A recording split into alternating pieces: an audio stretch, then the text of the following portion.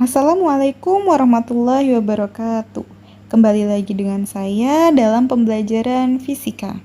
Sebelum kita mulai pembelajaran hari ini, saya ingin teman-teman sekalian menuliskan pengetahuan apa saja yang teman-teman harapkan setelah mempelajari topik ini. Selain itu, teman-teman juga silahkan menuliskan pengetahuan awal apa yang teman-teman ketahui tentang hukum Faraday. Teman-teman bisa bebas menuliskan tanpa takut salah, karena di sini saya hanya ingin tahu pengetahuan awal dari teman-teman sekalian. Sebelum memulai pembelajaran pada kesempatan ini, saya akan menyampaikan tujuan pembelajaran kita. Adapun tujuan pembelajaran kita yaitu memahami penerapan dari hukum Faraday pada generator. Membahas tentang hukum Faraday, silakan teman-teman menyaksikan fenomena berikut. Selamat menyaksikan. Pernahkah kalian melihat pembangkit listrik tenaga angin? Pada pembangkit listrik tenaga angin dibutuhkan baling-baling agar mampu menghasilkan energi listrik. Gerakan baling-baling yang berasal dari angin kemudian dikonversikan menjadi energi listrik oleh generator. Lalu, tahukah kalian bagaimana generator dapat mengubah energi gerak menjadi energi listrik? Untuk mengetahui hal tersebut, mari kita saksikan simulasi berikut. Selamat menyaksikan. Dalam sebuah generator terdapat magnet dan juga kumparan. Ketika baling-baling diputar oleh angin, maka magnet dalam generator akan bergerak keluar masuk kumparan seperti pada simulasi. Gerakan keluar masuk magnet inilah yang akan menghasilkan arus listrik. Jadi seperti yang dapat kita saksikan, ketika magnetnya bergerak keluar masuk kumparan, maka akan muncul arus listrik. Jadi begitulah cara kerja generator dalam mengonversi energi gerak menjadi energi listrik.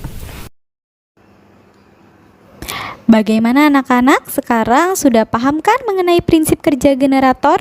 Setelah ini, kita akan mempelajari lebih dalam lagi konsep yang melandasi prinsip kerja generator. Jadi, simak baik-baik ya.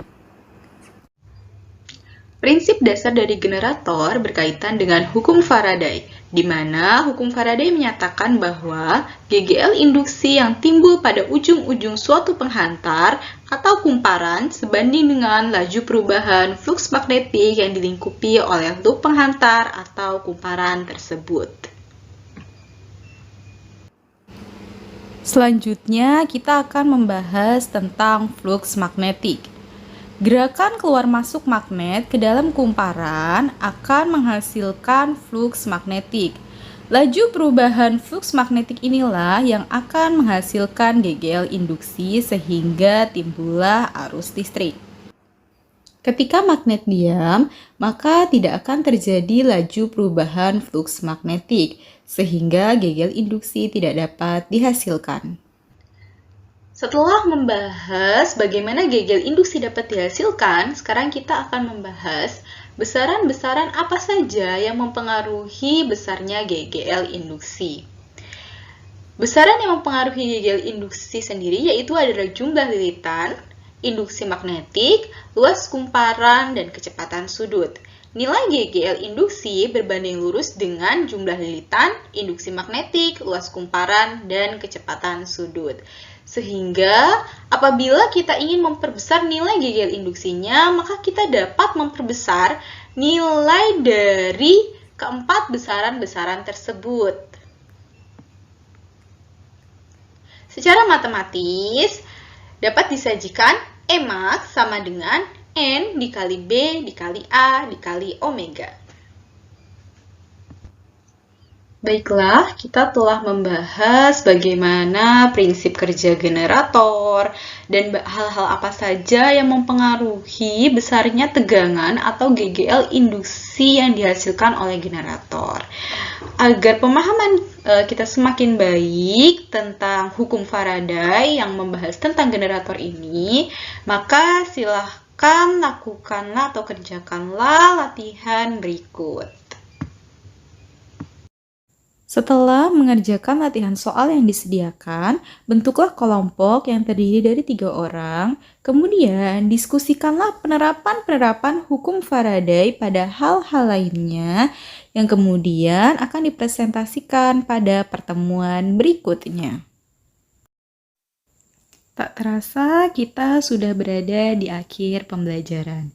Sebelum kita mengakhiri pembelajaran pada hari ini, silahkan teman-teman refleksikan hal-hal apa saja yang telah teman-teman pelajari pada hari ini. Dan silahkan tuliskan pembelajaran seperti apa yang teman-teman harapkan untuk kedepannya. Baiklah, saya akhiri pembelajaran hari ini. Wassalamualaikum warahmatullahi wabarakatuh. Sampai jumpa.